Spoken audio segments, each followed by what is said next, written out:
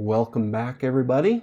On November 27th, I got the new iPhone 12 Pro Max delivered to me. And today I want to go over the things that I like about it and the few things that I dislike, and then go over a few of the accessories I chose to buy for my new iPhone.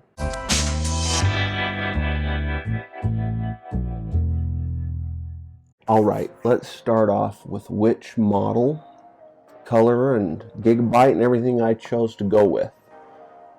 I chose to go with the gold 12 Pro Max. It's 128 gigabytes. I happen to think that the gold color on phones is just absolutely stunning. I've always liked the color gold, and I remember back on the iPhone 5S when gold first came out, I rushed to the store to make sure that I got one. A couple of things to note about a gold phone, about this gold phone in particular.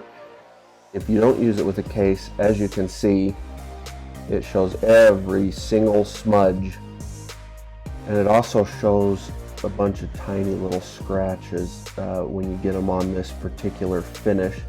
I don't know about the other finishes, if this is a problem as well. I don't think you're able to see the scratches on the camera. Also, you have your three big camera lens holes, your flash, your LiDAR sensor, and then the screen is absolutely stunning. The 12 Pro Max comes with a 6.7 inch LCD display, which just looks fantastic. I chose the 128 gigabyte model, which came to $1,099, and then I traded in an iPhone 8 Plus that I had laying around here, and it gave me a trade-in value of $200, so I ended up paying $899 plus tax. Thought that was a pretty good deal. Now let's take a minute and address the box, which has been the source of controversy since the iPhone 12 came out. And not necessarily the box per se, but what is actually inside the box. The box itself is beautiful. It has the raised iPhone image. It's all black, and on the gold, it shows your gold phone. It's a beautiful box. However, what's inside the box has been an issue. So, in the box, obviously you had your phone sitting out there. Then it comes with a USB-C to Lightning cable. And then up top here, you get your SIM card pin, a little bit of disclaimer instructions, and one Apple sticker. Now you're all thinking, wait, there's more. There isn't more. That's it. Now most of you already know that. That was a big deal right from the get-go. Me personally, my opinion on it, there's a couple of things I'm frustrated about, and then a couple of things I'm not frustrated about. First thing that was in previous iPhone boxes was the headphones. I don't care about the headphones. I don't think I've used the headphones that came with the iPhone since probably the iPhone 5. I do Bluetooth, wireless. I don't do wired headphones anymore. So that wasn't a bummer for me. The second thing, however, that was missing, the charge port. That is a big deal for me because, like I mentioned, the cable that comes with the new iPhone 12s is a USB-C to Lightning cable. And that's all fine and dandy, and that's great because the new Macs, everything, they all have USB-C, and that's really the way of the future. However, unless you bought an iPhone 11, you don't have the power brick that goes with a USB-C cable. And that's an issue for me because I didn't have the iPhone 11. So first thing I had to do, buy a new phone, and then I had to go out and I bought a power brick. I think that Apple should have included the charge port for at least one, optimally 2 more generations, so that enough people had the charge port already and it wasn't as much of an issue. Because the thing for me, I went out and I spent $1,000 on a brand new smartphone. The first thing I have to do is go buy a charge port. And I don't have one of the newer Macs. I use the Trash Can Mac Pro, and it's got a bunch of Thunderbolt 2 ports on it. No Thunderbolt 3 USB-C ports.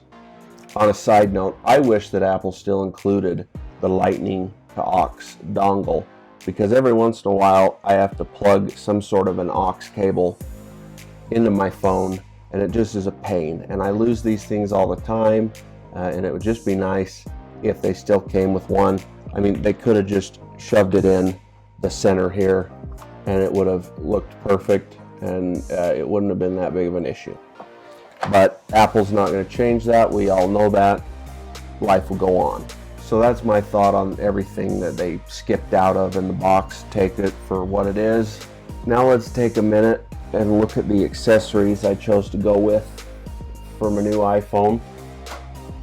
I went with the iPhone 12 Pro Max, a clear case that is compatible with the Magsafe charger. And the reason that I did that is I was pretty excited about the Magsafe charger itself, which I use every day. It's the accessory I was most excited about, and we'll get into that here in a second. Let's take a second and go over the Magsafe clear case. It's a pretty minimal design. It does have the white circle that lines up perfectly with the Magsafe charger. This case is $49. Yeah, it is a lot for a piece of plastic. But the main reason I chose this case over any of the other cases, even third-party case, well, not even third-party cases, any of the Apple cases, is I wanted a clear case. I spent $1,000 on a phone that's gold. I don't want to cover up the color with some blue, yellow, pink, turquoise kind of color case.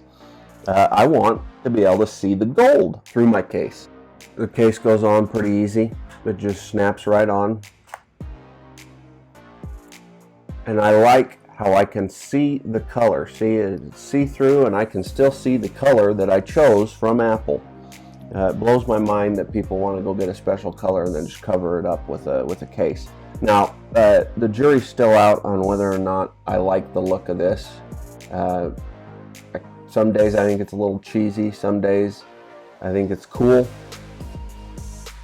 But it is what it is, and I'm going to live with it.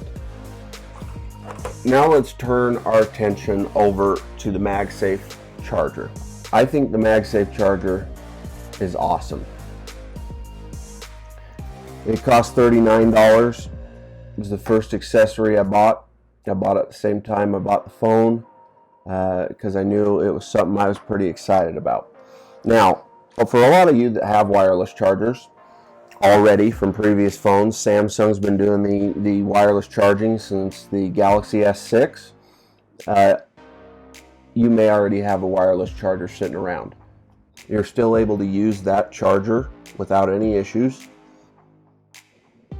So feel free to do that. You don't have to go out and buy this $39 Magsafe charger. But I'm going to go over why I like this charger and why I don't use some of the older chargers that I have from previous phones that I've owned. Let's start off with a little comparison of wireless chargers. What I have here is a Samsung fast charge mat. I'd consider this kind of a higher end one versus the Magsafe. Now, one thing I just want to throw in for kicks and giggles, Samsung did manage to give me a power adapter when I purchased this mat. Apple gave me a USB-C cable, and that's it. Just wanted to throw that out there. So let me get both of them plugged in and then we'll do some scenarios. Okay, I got them both plugged in. Now that I have both chargers plugged in, let's start off by doing a couple of charging tests. We'll start off by putting it on the Samsung. Perfect. It's charging. Like I said, you don't need to go get the charger. You could continue using your charge mat that you've had forever, and you'll be just fine. It won't charge as fast because there have been some improvements in wireless charging over the years, but definitely it is usable. Now, here's where I run into an issue. Let's say I'm working here. I get a phone call. My phone is no longer charging. I'm talking on the phone, I'm talking on the phone, I'm talking on the phone. Oh, someone just called me into the other room. I'm going to hang up the call. I'm going to go into the other room. I just set my phone down, ran to the other room. I completely forgot to put it back on the charger. Let's say I'm gone for 2 hours in the other room working on a project. My phone's not charging. Now it's dead. Now I got to put it back on here and wait for it to charge and turn back on. Let's do the other scenario, or let's do the same scenario, but with the Magsafe charger. First of all, you just hover the phone over it, it snaps, boom, we're charging. Okay, so let's run that scenario again. Boom, I'm getting a phone call. I pick the phone up, my phone is still charging while I'm talking on the phone. Hello, hi. Then someone calls me from the other room, so I finish my call up and I run out. Well, I just set my phone down and I head out. Look at that, it's still charging. That to me right there is the single reason the Magsafe wireless charger is superior to the wireless charging pads. I cannot tell you how many times I have been typing or texting and I pull it off the pad and I set it down and forget to stick it back on the pad, because I usually would have the pad off to the side here, off there, whatever, and I'd have to pull the phone, then I'd put it back, and I'd pull it and I'd put it back, and it just really would never charge. With the Magsafe, I can have it here on the desk. I can pick it up, I can do a text, I can set it down. It's simple. That was the sole reason I decided to go with it, was so that I don't forget to charge it. If I know it's connected on the back, it's magnetized, it's going to stay there whether I pick it up, whether I shake it around, it sticks on there good. And when I want it to come off, I just pull it off. When I want it to go back on, I stick it back on. And the neat thing is it always goes to the right spot because it's magnetized. And those magnets pass through the case. Works perfect every time. I think it's one of the more creative products that Apple's come out with in a while. I'm a believer in it, and I'll definitely be using it as long as they have it available. Now let's talk design. The design has been a little bit controversial. Let me get this case off. As you can see, no more rounded edges. It's design from the days of the iPhone 5 and 5S kind of style. Some people like it, some people don't like it. I'm on the edge. It's interesting to hold in the hand. You can get a good grip on it. But it's more bulky feeling than say the 11 Pro Max, and it's also, I mean, this thing has some oomph to it. It's you could do some damage if you wanted to use this as your weapon of choice. It is heavier than the 11 Pro Max. It's noticeable. So those are kind of, I don't want to say cons, but things to think about. I don't mind a big phone. I like a big phone with a big screen. and I can live with this. Would I prefer it to be the curved edges? I probably would, but this works for me, especially since it has this beautiful big display. That is a big thing for me. I can deal with a lot as long as you give me a nice display, a good camera, and good battery life. Speaking of battery life, so far I have experienced excellent battery life. I use my phone for everything. As you can see, I have tons of applications. I've got notifications. I'm doing stuff on my phone all day long. So for me to get a whole day out of this is impressive to me.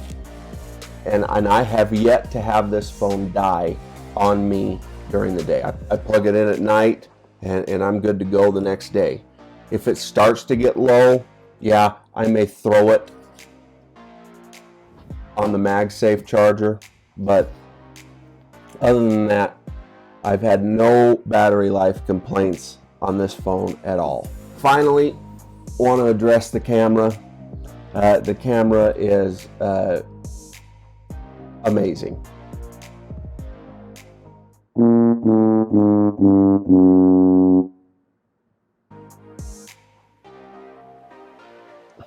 A quick side note, I was going to edit the camera malfunction part out, but I wanted this to be a transparent review.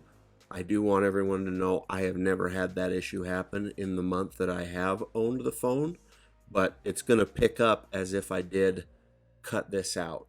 So that's why it may sound a little repetitive right at the beginning. Finally, let's take a look at the camera. The camera is amazing. That's all you say about it.